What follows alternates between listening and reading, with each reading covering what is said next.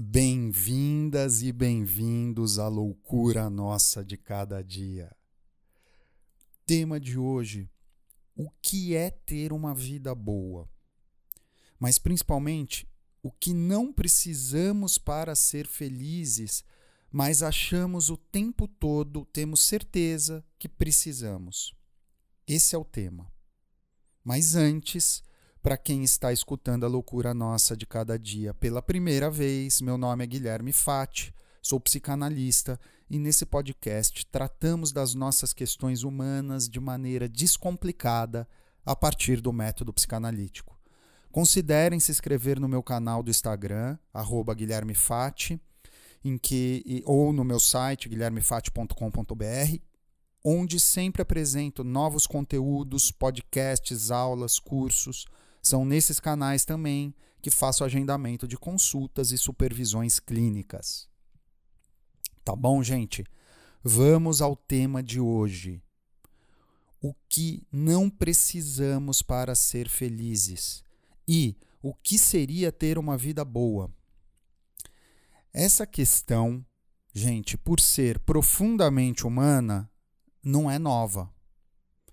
Talvez o primeiro a levar essa pesquisa a sério tenha sido um filósofo que se chamava Epicuro, mais ou menos 180 anos antes de Cristo. Vocês percebem como a questão não é nada nova? E depois dele, depois do Epicuro, Sêneca e os estoicos, né? Marco Aurélio e por aí vai. Mas é especificamente dos ensinamentos do Sêneca que nós vamos falar hoje. E o que isso pode ter a ver com uma experiência de análise, né? O que isso pode ter a ver na nossa busca por uma vida que vale a pena ser vivida. Sêneca, gente, viveu num período de mais ou menos 4 antes de Cristo até 65 depois de Cristo, tá? Foi filósofo, foi senador em Roma, sobreviveu a Calígula. Calígula morreu antes de poder ordenar a morte do Sêneca, mas não escapou do Nero, né? O Nero, no auge da sua loucura, ordenou que o Sêneca se suicidasse. Tá? Um detalhe é que Sêneca foi o tutor do Nero durante muito tempo, uma boa parte da vida do Nero. Tá? Mas então, Guilherme, o estoicismo e a psicanálise podem nos ajudar, afinal de contas, a ter uma vida boa, uma vida mais prazerosa? Talvez sim, gente. E vamos começar pela primeira lição dos estoicos. Vamos lá? O nosso sofrimento é estrutural, faz parte da experiência da vida e absolutamente nenhum de nós vai passar ileso por isso. Primeira lição, lição dura, né? Sofrer, todo mundo vai sofrer em algum momento da vida, ou em boa parte dela. Ninguém escapa. Mas isso não deveria ser impedimento, e sim uma condição para vivermos. Olha que interessante a visão estoica, e ela é muito próxima da psicanálise. Eu já vou explicar os pontos onde a gente pode ver alguma aproximação. O estoicismo e o epicurismo, que veio antes, na verdade, falam muito disso, né? Não podemos deixar de sentir, mas podemos saber melhor como vamos reagir. Epicuro dizia: como vamos cuidar das nossas paixões? Para isso, é importante a gente distinguir, em primeiro lugar, o que está em nosso poder e o que não está em nosso poder mudar. Essa distinção, gente, parece simples, mas é dificílima. Essa é uma questão central para os estoicos, mas também para nós neuróticos. Por quê?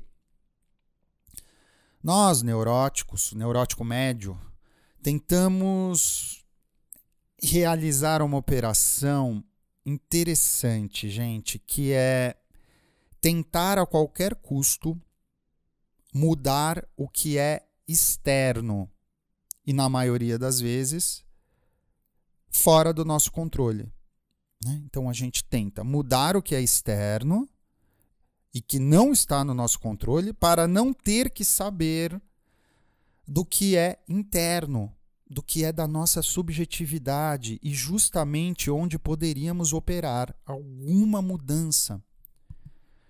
Olha que operação impossível, né? De cara.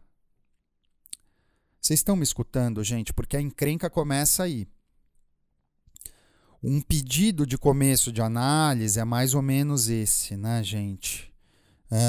Eu quero que tudo mude, mas eu não quero mudar nada. Quantas vezes eu já escutei exatamente esta frase com outras roupagens, né, no consultório. Então, poder se implicar naquilo que podemos mudar, que tem a ver com a nossa subjetividade, né?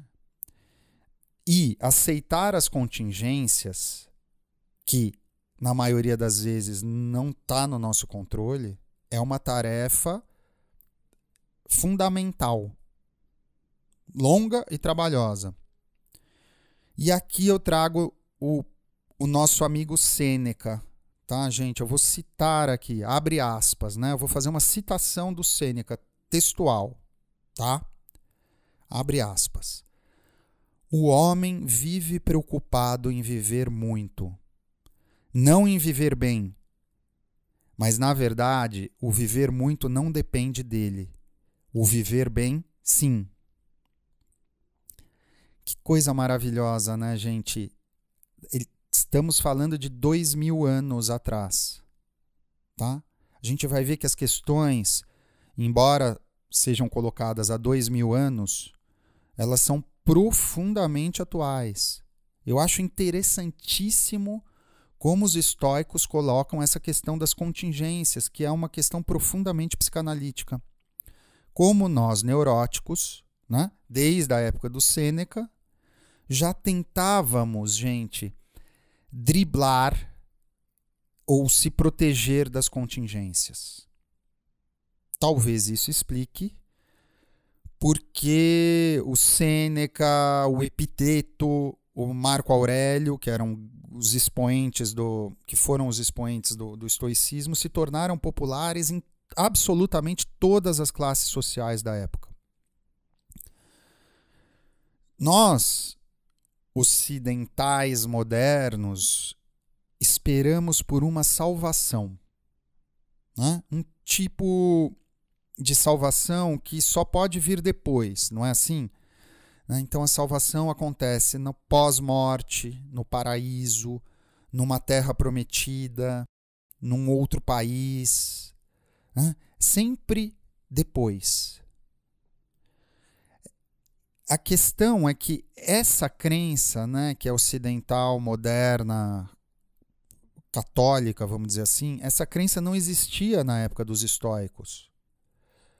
Não na época do Sêneca, né? O que permitia que as pessoas naquela época se distraíssem menos do concreto da vida, né? A não existência dessa crença talvez fizesse com que as pessoas estivessem mais presentes nas atividades mais essenciais do dia a dia, né? Tentando viver a vida que tinham e não outra, não a próxima. Então, nesse sentido, a religião católica, que surge logo depois, né, prega justamente o contrário, não é, gente?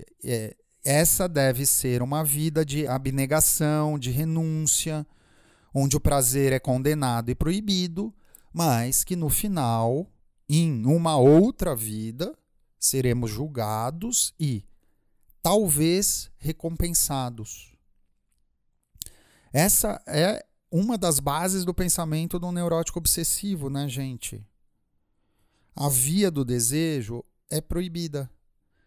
E muitas vezes, para o neurótico se proteger do pensamento invasivo, de pensamentos invasivos, o neurótico cria ações, mandingas, contrapensamentos para anular esses desejos. Você percebe? Chegar, por exemplo, a operação de fechar, verificar se a porta está trancada 200 vezes, pode ser um mecanismo de proteção contra um pensamento invasivo. Olha que interessante. Freud percebeu isso em 1910, gente. Recomendo a leitura e a pesquisa do Homem dos Ratos, que é um caso belíssimo de neurose obsessiva relatado por Freud, tá bom?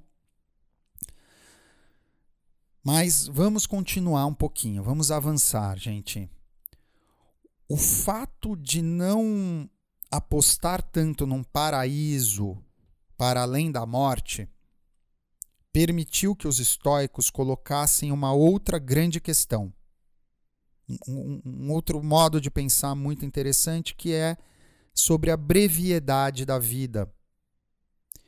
Eles tinham consciência que a nossa vida tem mais ou menos a mesma duração de um stories de Instagram, né?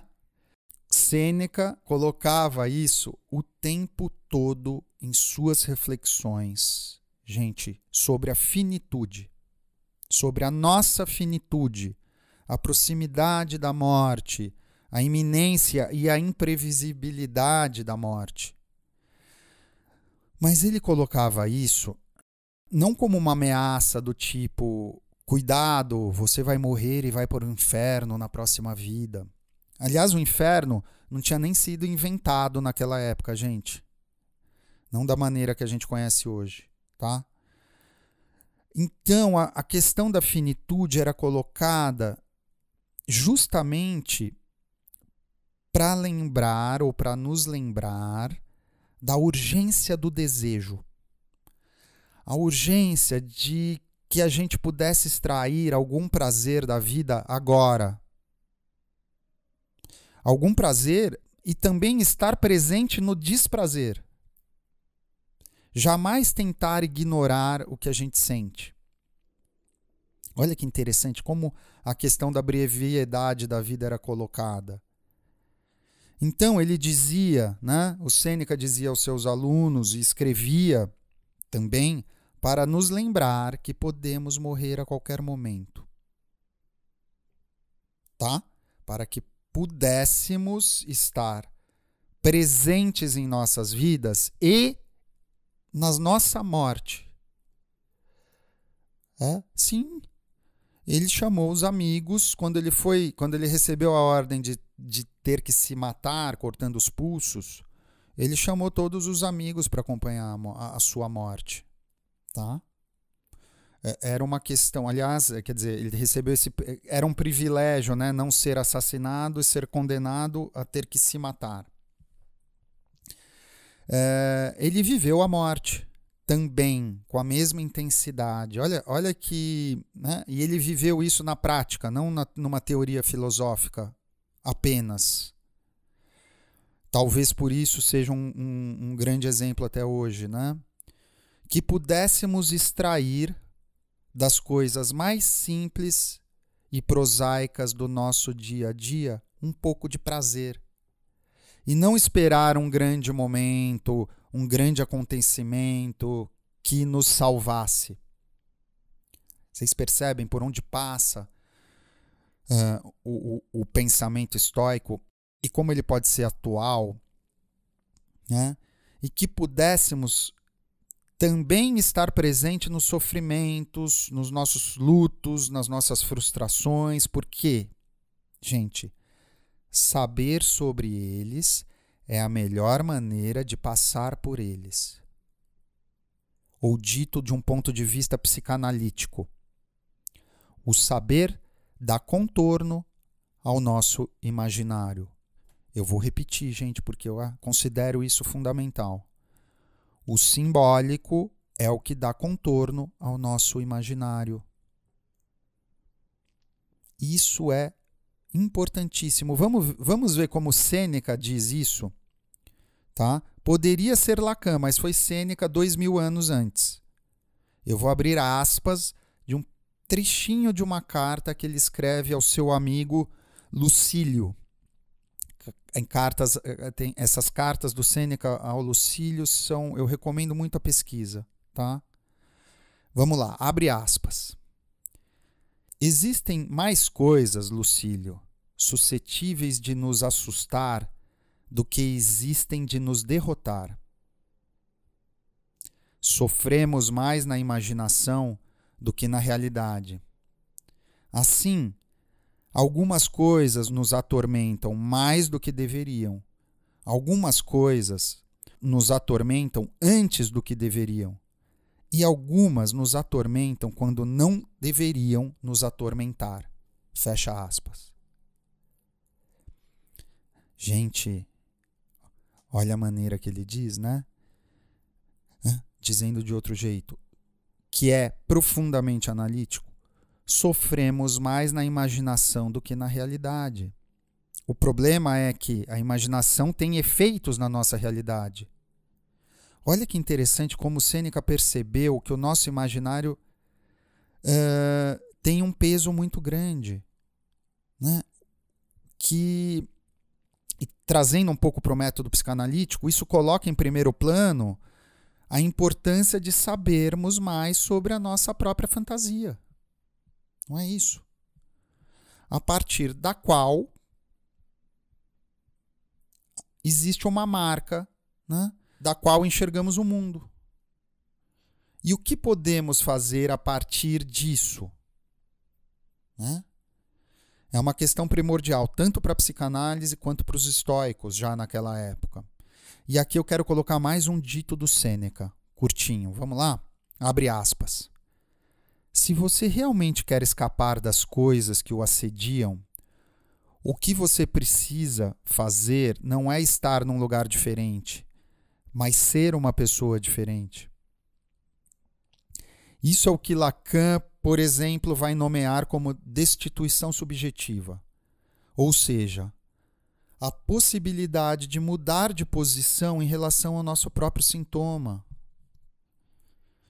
E eu tenho um exemplo que eu vou trazer aqui agora de um analisanda que eu atendi, gente, há muitos anos. E foi muito interessante porque ilustra um pouco isso, né?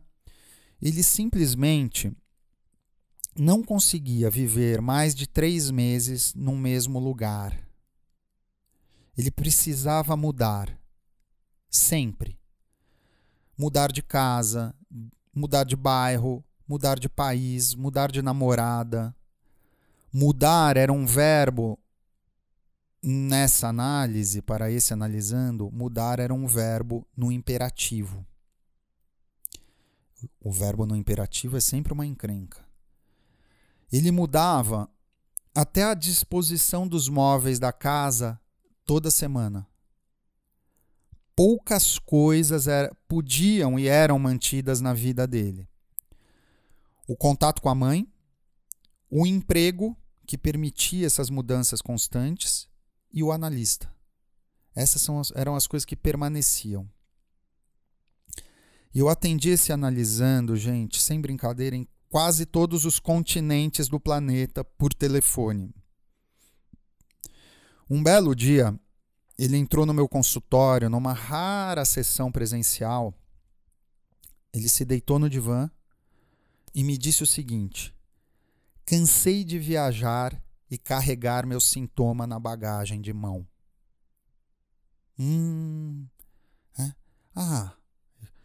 Convidei ele, né? Sua análise começa agora.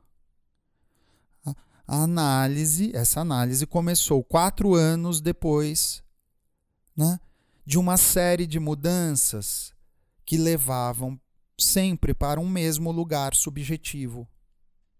Não é? Quando ele cansa, o verbo talvez possa sair do imperativo. Vocês escutam, gente? Como é importante e como o método psicanalítico pode ajudar aí, né?